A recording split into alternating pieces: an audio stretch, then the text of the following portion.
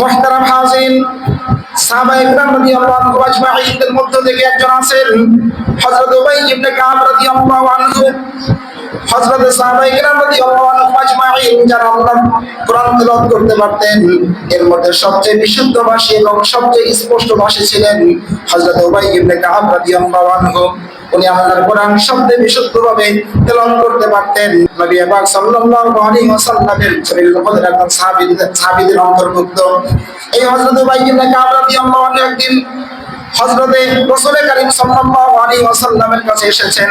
এসে বলতেছে, কুলতু ফিরুস সালাত আলাইকা রাসূলুল্লাহ, স্বাভাবিকভাবে আমি আপনার উপরে বেশি দরুদ পড়ে থাকি, আমি আপনার উপরে সবচেয়ে বেশি আমি দরুদ পাঠ করে থাকি। ফাকামা জারুলাকা মিন সালাতি, আপনার উপরে কতটুকু দরুদ পড়লে পর আমার জন্য যথেষ্ট হবে আপনি বলে দেন। ফাকামা জারুলাকা মিন সালাতি, আমার ইবাদতের মধ্য থেকে কতটুকু ইবাদত আপনার দরুদের জন্য বরাদ্দ করলে পর আপনার জন্য যথেষ্ট হবে আপনি আমাকে বলে দেন। ওই পর্যন্ত সময় আমি আমার আমলের মধ্যে সময়ের মধ্যে বরাদ্দ করে রাখবো, যে এই সময়টা আপনার উপর দরুদ করতে থাকবো। আল্লাহর নবী সাল্লাল্লাহু আলাইহি ওয়াসাল্লাম বললেন, মা শিতা, তুমি যতটুকু চাও তুমি আমার উপর দরুদ করতে পারো, কোনো সময় নির্ধারণ নাই। হযরত উবাই ইবনে কাব রাদিয়াল্লাহু আনহু অন্য কোনো প্রশ্ন না গিয়ে রাসূল করিম সাল্লাল্লাহু আলাইহি ওয়াসাল্লামকে বললেন, আমি সারাদিন যতটুকু ইবাদত করতে থাকি, যতটুকু আমল আমি করে থাকি, এর 1/4 আমল আমি আপনার দরুদের জন্য বরাদ্দ করে দিলাম।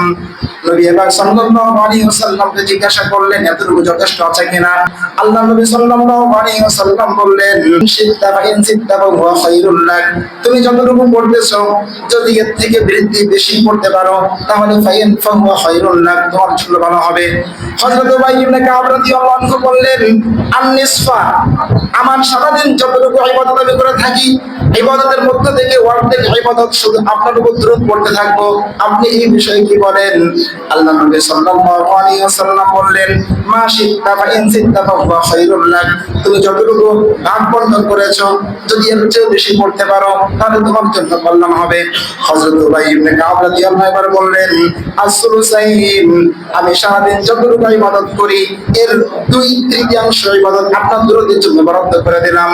নবী পাক সাল্লাল্লাহু আলাইহি ওয়াসাল্লাম বললেন, মা শিত্তা বা ইন শিত্তা ফাহুয়া খায়রুল লাক, তুমি অর্ধেক করেছো ঠিক আছে, 2/3 ভাগের 2 ভাগ আমার জন্য দরুদের জন্য বরাদ্দ করেছো, এটাও ঠিক আছে। যদি এর চেয়ে বেশি বৃদ্ধি করতে পারো তাহলে ফাহুয়া খায়রুল লাক, তোমার জন্য উত্তম হবে। হযরত উবাই ইবনে কাব রাদিয়াল্লাহু আনহু বললেন, আজআলুনাকা সালাতি কুল্লাহা, আমি আমার সমস্ত আমল বন্ধ করে দিয়ে শুধু আপনার উপরে দরুদ পড়ার জন্য আমার সমস্ত আমলকে আমি বরাদ্দ করে দিলাম, সারাদিন আমি আপনার উপরে দরুদ পড়তে থাকবো।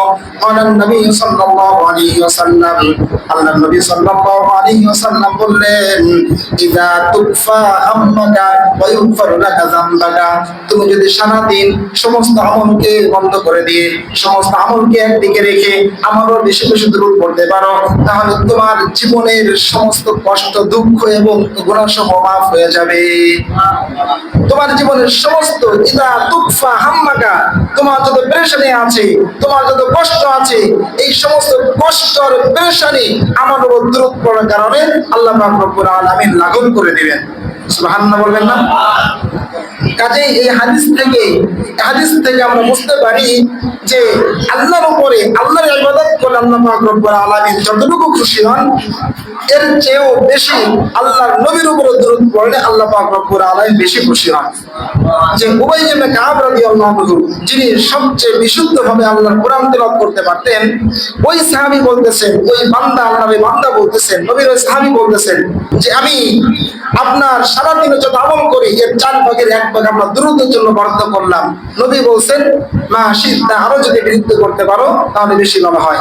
এরপরে আল্লাহর নবীর সাহাবী বললেন, আমি যতটুকু ইবাদত সারাদিন করছি এই ইবাদতের মধ্য থেকে অর্ধেক ইবাদত শুধু আপনার দরুদই পড়বো, আর কিছু করবো না। আল্লাহর নবী বলতেছেন, মা শিত্তা ফা ইন জিত্তা ফাহুয়া খায়রুল লাক, তুমি যদি আরো বাড়াতে পারো তোমার জন্য কল্যাণ হবে। নবীর সাহাবী বললেন, আসলুসাইন, আমার সারা দিনের ইবাদতের মধ্য থেকে 2/3 দিনের 2 ভাগ আপনার উপরে দরুদ পড়ব। আল্লাহর নবী বলতেছেন, মা শি'তা ফাইন জিদতা ফাহুয়া খায়রুল লাক, তুমি যদি আরো বাড়াতে চাও তাহলে তোমার জন্য কল্যাণ হবে। নবীর সাহাবী বলতেছেন যে আজআলু লাকা সালাতি কুল্লাহা, আমার সারা দিনের আমল এইটা আপনার উপরে দরুদ পড়তে থাকবো। নবী পাক সাল্লাল্লাহু আলাইহি ওয়াসাল্লাম হাদিসের শেষ অংশে বলেন, ইদা তুকফা হাম্মাকা ওয়া ইগফিরু লাকা যামবাকা, তুমি যদি সারা দিন আমার উপর দরুদ পড়তে পারো তাহলে তোমার পেরেশানি, তোমার টেনশন, তোমার চিন্তার সমস্ত দুঃখ দুর্দশা আল্লাহ পাক রব্বুল আলামিন লাঘব করে দিবেন। এমনকি তোমার যত গুনাহ আছে এই গুনাহ সব আল্লাহ পাক রব্বুল আলামিন মাফ করে দিবেন।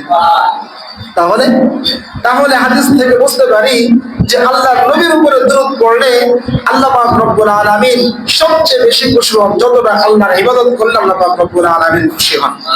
এইজন্য দরুদ পড়বো তো ইনশাআল্লাহ, পড়ি সাল্লাল্লাহু আলাইহি ওয়াসাল্লাম, সাল্লাল্লাহু আলাইহি ওয়াসাল্লাম। কেন পড়বো না ভাই? একবার পড়বো, আল্লাহ আমাদের 10টা নেকি, 10টা রহমত অবতীর্ণ করবেন। তাহলে এর থেকে আমরা পিছিয়ে কেন থাকবো?